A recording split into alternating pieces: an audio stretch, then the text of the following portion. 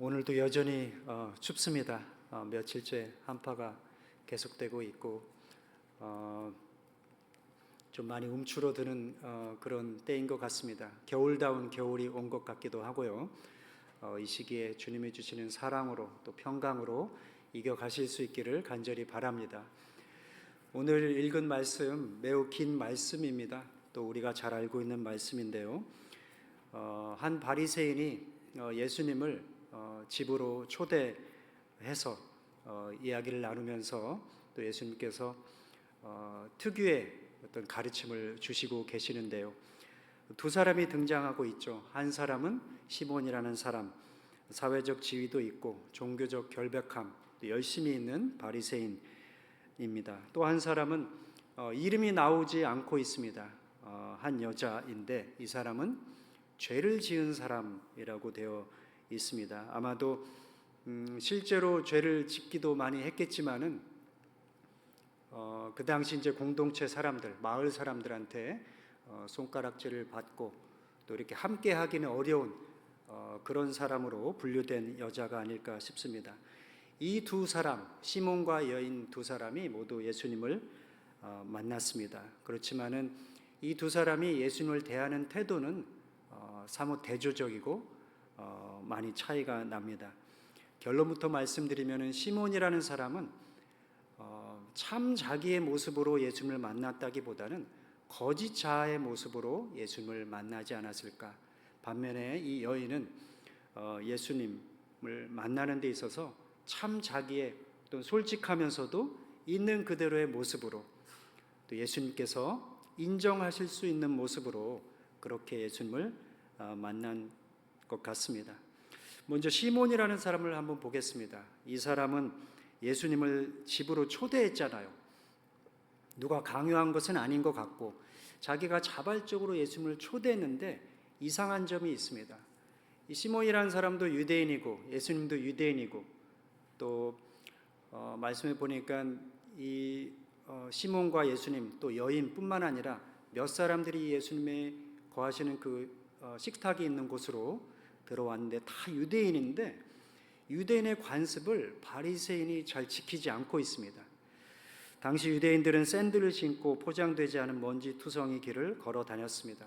그래서 손님이 집에 오면은 가장 먼저 하는 일이 발을 씻겨주는 일이죠. 보통 주인이 직접 하기보다는 종을 시켜서 물을 떠오게 한다든지 아니면 종이 직접 손님의 발을 씻겨주게 했습니다.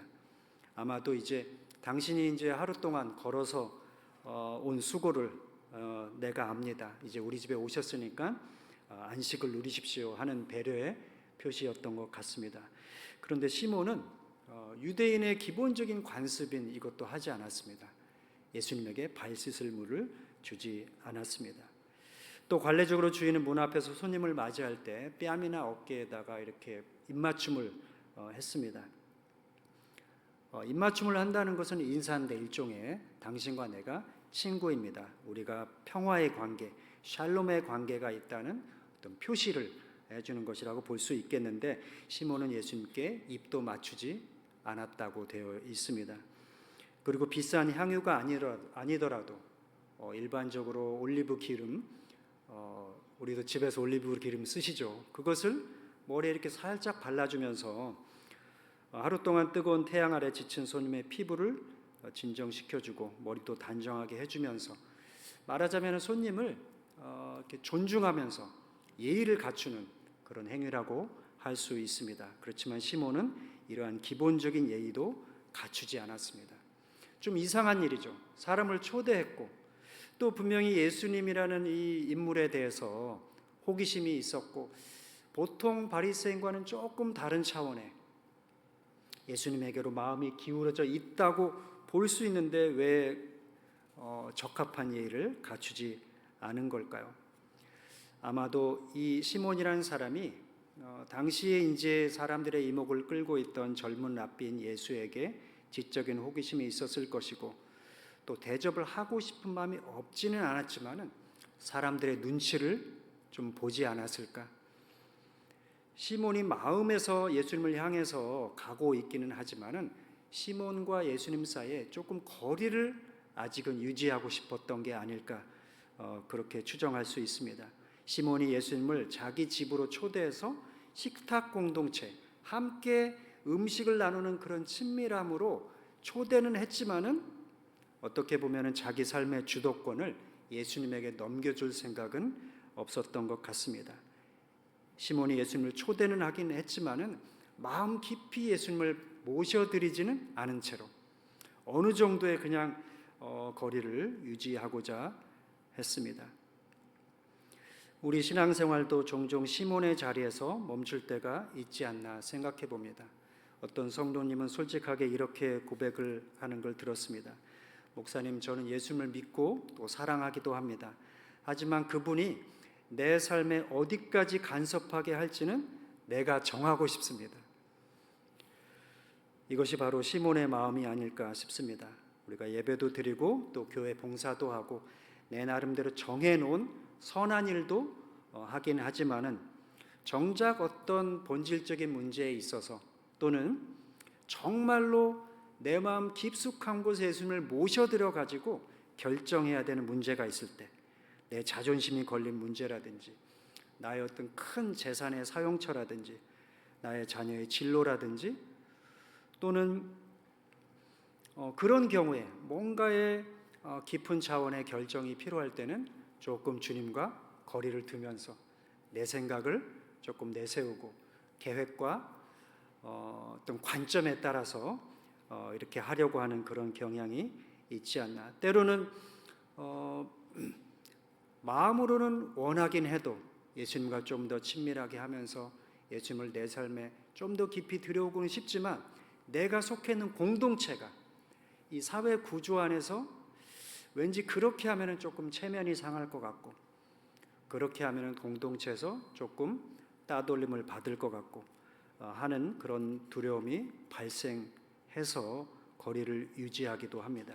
예수님께 여기까지만 오십시오. 선을 그어놓고 나는 이 선 안쪽에 있고 예수님은 선 밖에 두는 것이라고 볼 수 있습니다. 토마스 머튼이라는 작가가 있습니다. 신학자이기도 하고 또 영성가이기도 한 이 작가가 사람들 안에 있는 신앙의 위선을 가리켜서 이렇게 꼬집은 적이 있습니다. 거짓지 않은 하나님을 찾지만 결코 하나님께 붙잡히기를 원하지는 않는다. 마음에 어떤 욕망이 있어서 또 원함이 있어서 하나님을 찾긴 찾지만 내가 하나님께 붙잡힌 바 되는 것은 피하려고 한다.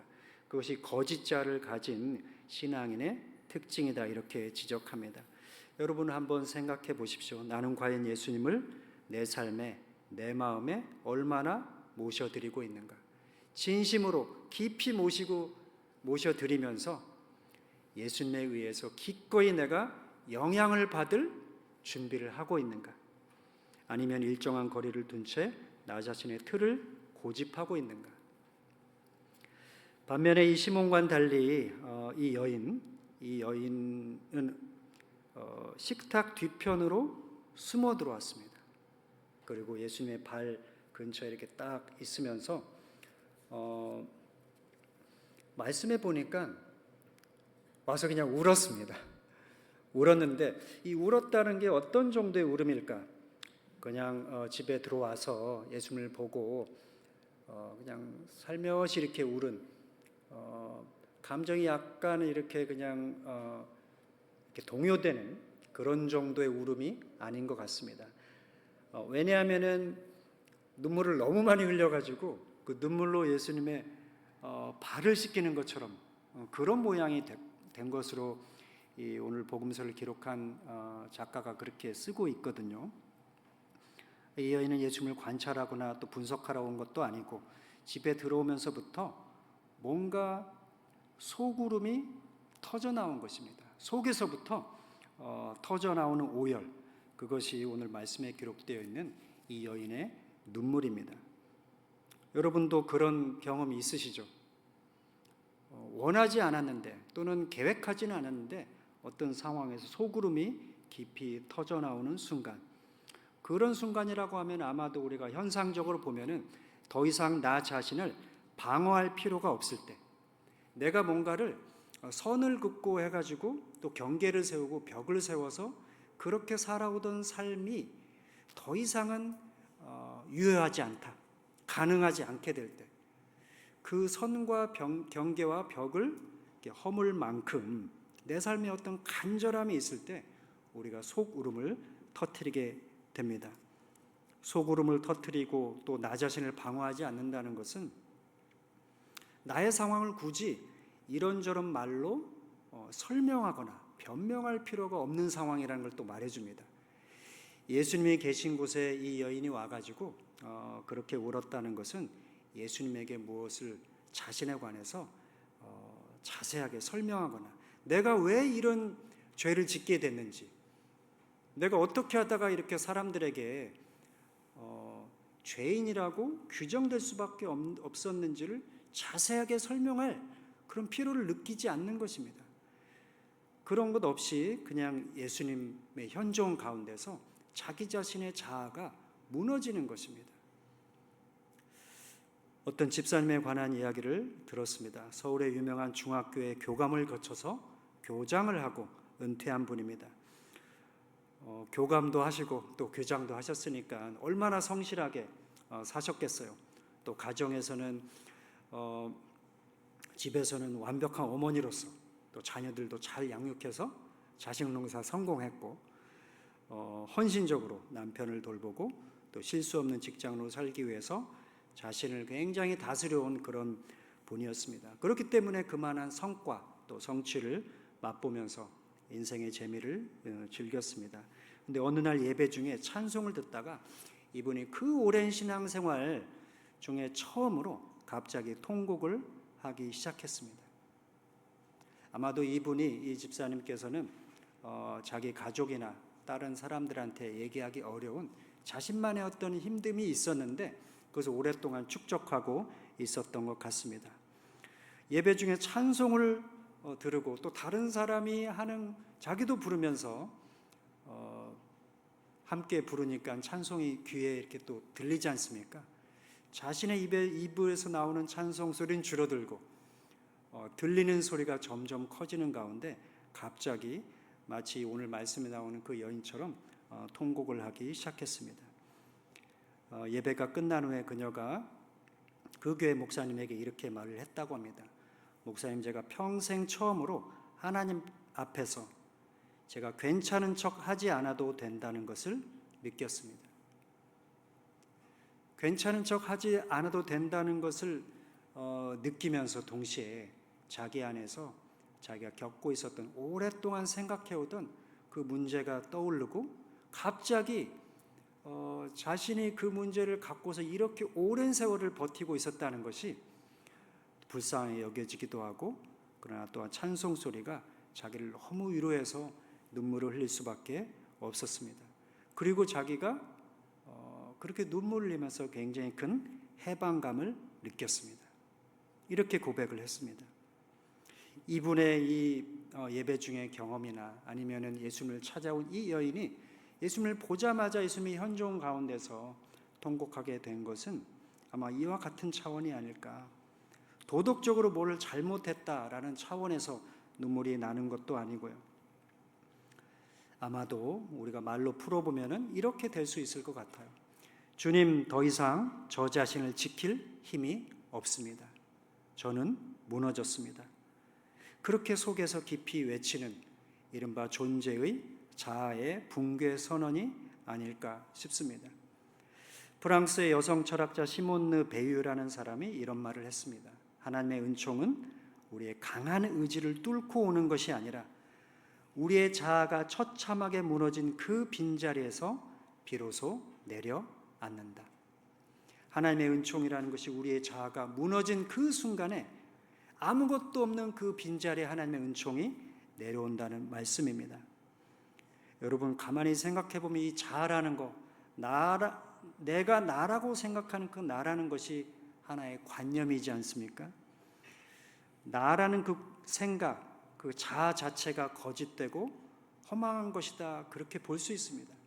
그러나 사람들은 그 자아의 욕구를 충족시키기 위해서, 또 자아의 욕망을 실현시키기 위해서 긴 인생을 사용합니다. 그 가운데서 자아가 정말 실현되는 것 같고 또 그것으로 인한 행복감도 맛보기는 하는데 그 이면에 또 대가도 있는 것이죠.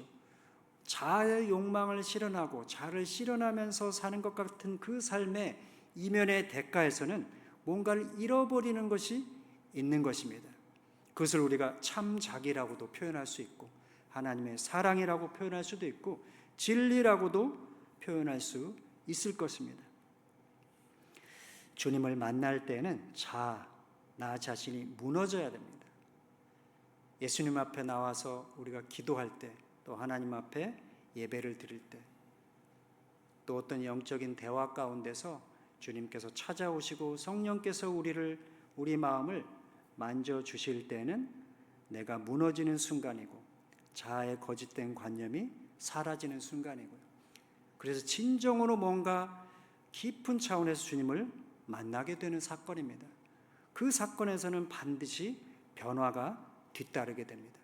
자아가 붕괴됨으로써 주님을 만나는 은총을 누리시기를, 그런 은총을 선물로 받으시기를 간절히 바랍니다. 이 여인이 눈물로 예수님의 발을 적시고 또 자신의 긴 머리카락으로 그 발을 또 닦아내고 소중히 가져온 향유를 붓습니다. 이 행동을 가만히 떠올려 보십시오. 여기에는 어떤 적당함이 없습니다. 적당하게 이 여인이 예수님에게 자기를 표현하는 것이 아닙니다. 향유를 부었을 때 향유를 열어가지고 조금 적당한 양을 예수님한테 부은 것 아닙니다. 또 계산을 한 것도 아니고요. 당시 유대 사회에서 여자가 사람들 앞에서 머리를 푸는 것은 수치스러운 일로 간주됐다고 합니다. 또 여러분, 값비싼 향유를 낯선 사람의 발에 전부를 다 쏟아붓는 것, 그것이 흔한 일은 아니죠.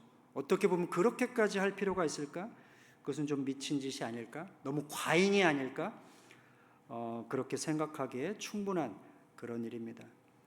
하지만 여러분, 기억하십시오. 참 자기로 살아가는 데 있어서 이 참 자기라는 것은 언제나 세상의 눈에는 과잉이나 낭비처럼 보입니다. 거짓자는 늘 계산기를 두드립니다. 이만큼 하면은 사람들이 나를 신실하다고 보겠지. 이 정도 헌신하면은 하나님께서 나에게 복을 주시겠지. 내가 이 정도 선을 정해놓고 선을 행하고 또 하나님의 뜻을 실천한다면은 충분하겠지. 어느 정도 적정한 선을 정하고 또 적당하게 효율적으로 뭔가 신앙생활도 하고 삶도 살아가려고 하는데 그것이 거짓자의 특성 중에 하나다, 이렇게 볼 수도 있습니다. 모든 방어막이 해제된 참자, 이 여인에게 있어서는 이 계산이라는 것이 작동하지 않습니다. 그리고 오로지 사랑에만 집중합니다. 이 여인이 사랑이 있고 사랑으로 뒤덮여 있기 때문에, 사랑에 의해서 사로잡혀 있기 때문에 선을 넘고 적당선을 넘어서서 남들의 눈에는 좀 과도하게 보이고 저렇게까지 굳이 하는 식으로다가 예수님에게 자기를 표현하는 것입니다. 사랑이 있기 때문에 그렇게 향유를 전체를 드리기도 하고 사람들의 시선에도 아랑곳하지 않고 용기를 가지고 그 모든 행위를 하는 겁니다.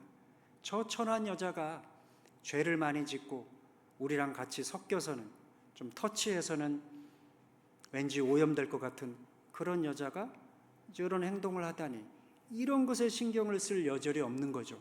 그 안에 사랑이 있기 때문에 온전한 용기를 발휘해서 예수님 앞에 나아갈 수가 있었습니다. 제가 목회자로서 목회자답지 행동하지 못한 적이 굉장히 많습니다. 많은데 그 중에 제가 가장 기억 남는 한 가지 일이 있습니다. 유학 중에 어떤 교회에서 사역을 하게 됐는데 그 교회의 어떤 남자 집사님이 스스로 목숨을 끊었습니다. 이 집사님에게 두 딸이 있었습니다. 이 두 딸 모두 제가 담당하던 청소년부의 학생들이었습니다. 저는 청소년부 담당 목회자였고요. 교회에서는 이분의 죽음이 그렇게 기억할 만한 영광스러운 죽음이 아니라고 판단을 했습니다. 그렇기 때문에 이분의 죽음에 대해서 드러내놓고 말하기를 꺼려하는 분위기였습니다. 장례 예배를 조용히 치르고 주일이 되어서 청소년부 예배를 드렸습니다. 청소년부 예배를 드리기 전에 사역자들과 또 교회에서 봉사하시는 분들이 아침 일찍 주일 아침 예배를 드리는데 그 예배 중에 담임 목사님도 이분의 죽음에 대해서 아무런 언급이 없었습니다. 청소년부 예배를 드리기 전에 제가 생각했습니다. 내가 무슨 말을 해야 될까? 청소년부 예배 이 아이들이 이분의 딸이 집사님의 딸 둘이 참석하게 될 텐데 어떻게 말을 해줘야 될까? 제 마음에 생각한 말이 있었습니다. 이 돌아가신 이 집사님께서 상당히 괜찮은 분이었습니다. 근데 마음의 병이 있어서 그런 선택을 하신 것이었는데 저는 이 분의 이 두 딸에게 너의 아버지가 굉장히 좋은 사람이었다라는 말을 꼭 해주고 싶었습니다. 그런데 청소년부 예배를 인도하면서 또 예배가 끝난 이후에 그 말을 못했습니다.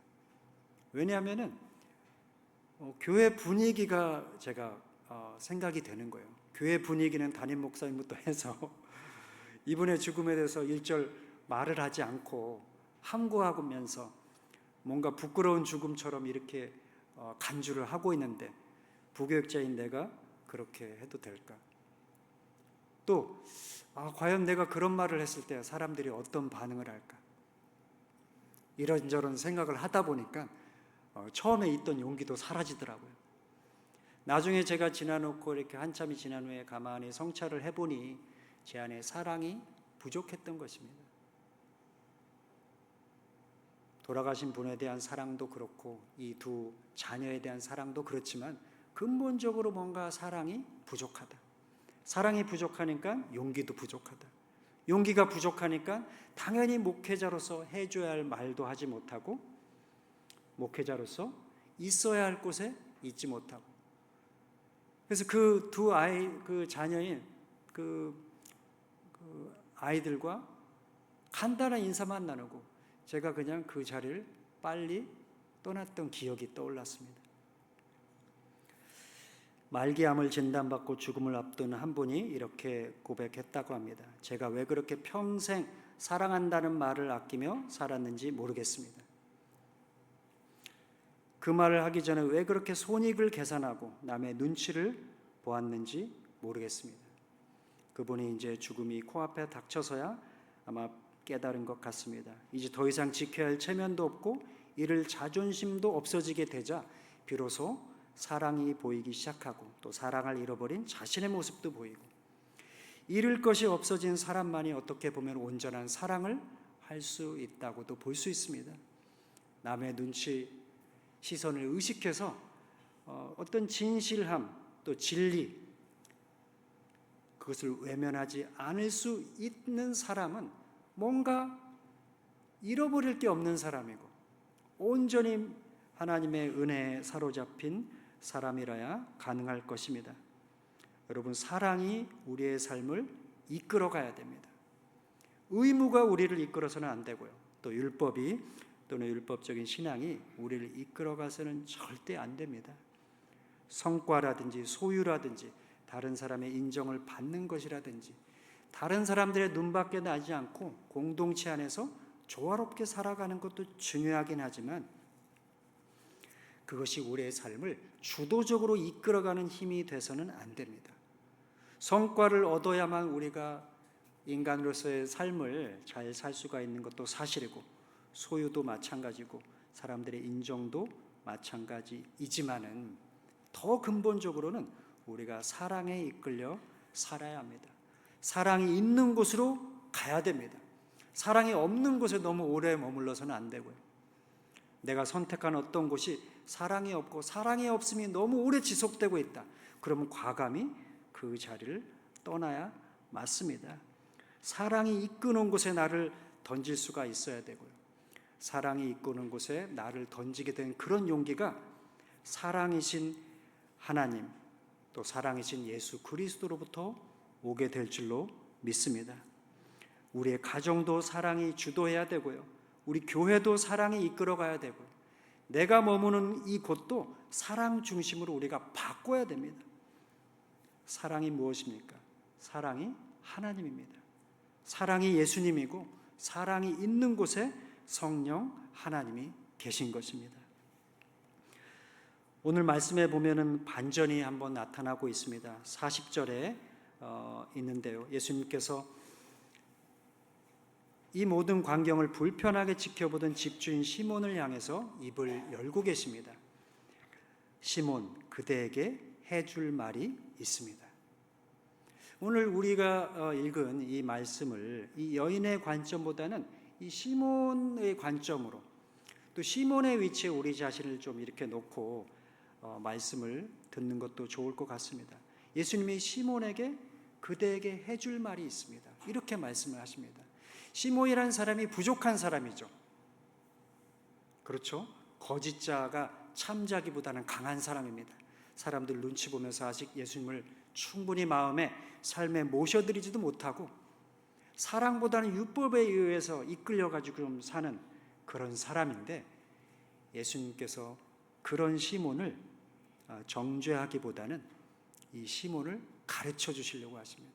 이 시몬에게 참된 삶이 무엇인지를 좀 보여주시고자 하는 것입니다. 시몬이 좀 이 여인이 하는 걸 좀 보고 깨닫고 좀 그대로 했으면 하는 마음이셨을 것 같습니다. 예수님께서 자기에게 찾아온 여인, 죄인이었던 이 여인을 정죄하거나 판단하지 않으셨듯이 예수님께서는 시몬 또한 정죄하지 않으셨습니다. 오히려 시몬을 향한 안타까운 초대를 하고 계신다고 볼 수 있습니다. 예수님께서 시몬에게 이렇게 묻고 계신 것입니다. 시몬아, 너는 너의 오름이라는 감옥 안에 갇혀서 언제까지 그렇게 차갑게 살겠느냐? 내가 붙들고 있는 그 경건한 바리새인이라는 가면을 내려놓고 너도 이 여인처럼 내 사랑의 품 안에서 한 번쯤 무너져 보지 않겠느냐? 그리고 사랑이 이끄는 대로 한번 살아보지 않겠느냐?